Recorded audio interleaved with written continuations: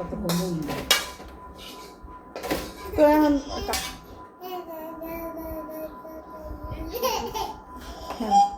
মা এখন কও গ্যাস লইয়া তুমি কি করবা? গ্যাস হয়ে আর কি করবো এখন ওই রুবি রামতে যাইবে এখন যাই না হ্যাঁ তার কোনো রামদা পারা নেই কেউ যাইবে না হ্যাঁ এখন সিস্টেম আমি আবার সব এখন একসাথে চালাইয়ে আইতেম এই আমাগো ঘরে সারা রাত গ্যাস চলে, সারা রাত গ্যাস চলে। গ্যাস ডিম সেদ্ধ খাওয়া লাগে, ডিম ভাজি খাওয়া লাগে, খাবার গরম করা লাগে। সন্ধ্যার সময় তোমার দরজা জানলা সব বন্ধ হয়ে যায়, আর খোলো না, কিন্তু সারা রাত গ্যাস জ্বলে। তো গ্যাস জমা তো আমার ভয় করে। দেখছো কি অবস্থা হয়েছে? এই পেশেন্ট আলু খাবি না তুই মা 9 জন মানুষ পড়ছে, 9 জন মানুষ। কয়জন বাসে আর কোনো ঠিক নেই। এরা কি করছে, এরা সন্ধ্যার সময় মানে কি পানি গরম দিছে মা, এরা সন্ধ্যার সময় পানি গরম দিছে। এরপর পানি গরম দেওয়ার পর পানি উঠলেই নিচে পড়ে না, নিচে পড়ছে আর আগুনটা নিভে গেছে। আর বাতি এরা বন্ধ করে নাই, সারা রাত গ্যাস চলছে।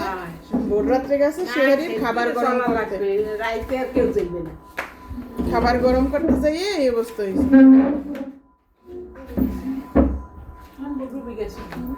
এগুলো দেখলেন ফেসবুকে ঢুকলি একটু দেখে আমি দেখতেও পারলাম হ্যাঁ, তুমি দেখো নেই না দেখা মনে আর দেখা যায় না। কোন বক্সে থুই দিবে 100% করে পড়ছে 3 জন, 100% করে পড়ছে 3 জন।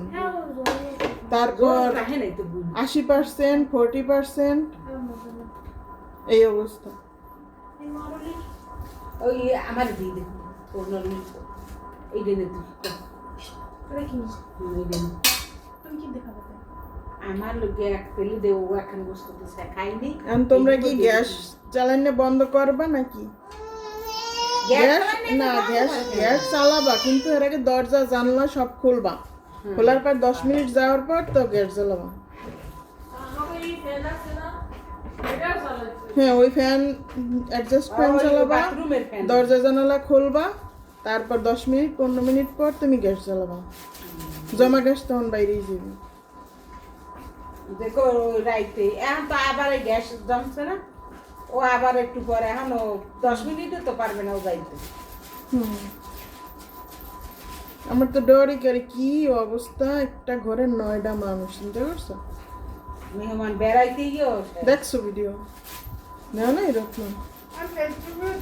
আল্লাহ কি ভয়াবহ অবস্থা। সিসিটিভির ফুটেজে তোমার দরজার সিসিটিভি ফুটেজে মানে পুরা মানুষগুলো যে নামছে এগুলো সব দেখতে আছে, সবাই দেখে। আমি তো দেখতেই পারি না, কি অবস্থা। সব মানুষগুলো নিচে নামছে। পাশের বাসার এক পার্লারের মহিলা, উনি অনেক হেল্প করার চেষ্টা করছে। পাশে তুই মরিচ দিলে ভাত আলু লগে এই ভারতে খাওয়া। এখন তুমি কও যে তোমার আজকে কি কি এক্সট্রা কাজ করা লাগছে? অনেক এক্সট্রা কাজ। এই কাজগুলো করাইছ তোমার মাইয়েরা? তোমার না না কি এক্সট্রা কাজ করো তুমি? না ওই ভাত পাক করে তুইছি। তুমি আজকে সব রান্না বান্না শেষ করছো? কি কি রান্না করছো? সব রান্না করছো। রান্না করার পর তোমার মাইয়েরা কি করছে? সব জোগাড় করছে। না এরপর তোমার মাইয়েরা কি করছে? এরপর তো হ্যাঁ খিচুড়ি খাইতে ইচ্ছে করছে, মাংস হইয়া কুটিয়ে ধুইয়ে দিলাম, রান্নে বেজে আমি খাওয়া।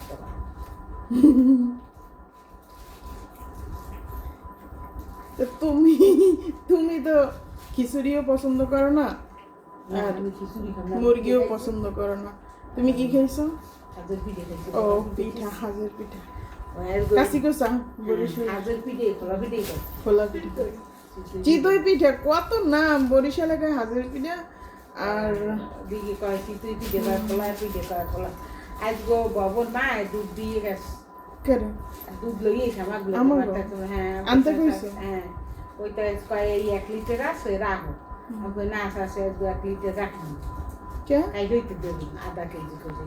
এনে বাবা তুই দিস ও লিজে দেখছি, লিজে ওর মা দই এলাইছি।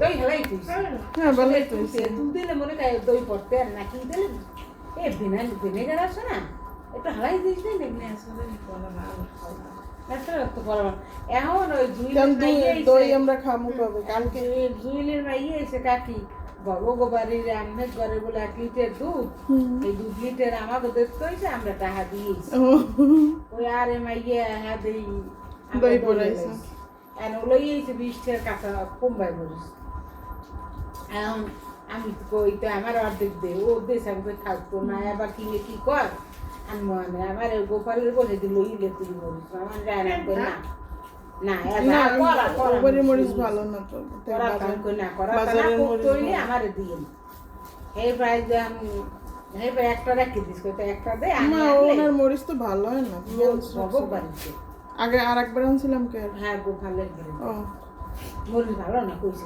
খারাপ গোপালের এই এরপর ওই কড়া মরিচ আনে রাখিনি এরপর ওই লই রাখছি একটা এনে একটা হ্যাঁ আবার হন একটা রাখছি বের ওই মাইয়া আবার আইছে আর মায়ের দ্বারা সব লই গেছে আমরা কি ওই বেরি দেব না রোস্ট করবা হ্যাঁ আর এই বিরিতে আধা কেজি করে দুধ এখন দুধের কেজি কত 80 টাকা 80 টলি ওই কেন্দাই 100 টাকা আচ্ছা কোন কান দেখা লাগবে রে হ্যাঁ খালা যে কইলে বলি দেব তো নিজেই করব না আর নাই নাই এই আলামিনের বুঝি গরু নিয়ে কি করে না গরু আছে এক্সেলেন্স আমি কোরবানি দিব দুইটা গরু আসবে সব আছে এই দুই যেগুলো কি করে দেখলেন তো একটা কাগজ পাইছে এই দিল ইয়ে আর ওই একটা বক্সে থ লাগে না নর্মাল থুলি তৈরি না খাবার রেডি করছো শেহরির খাবার রাখছো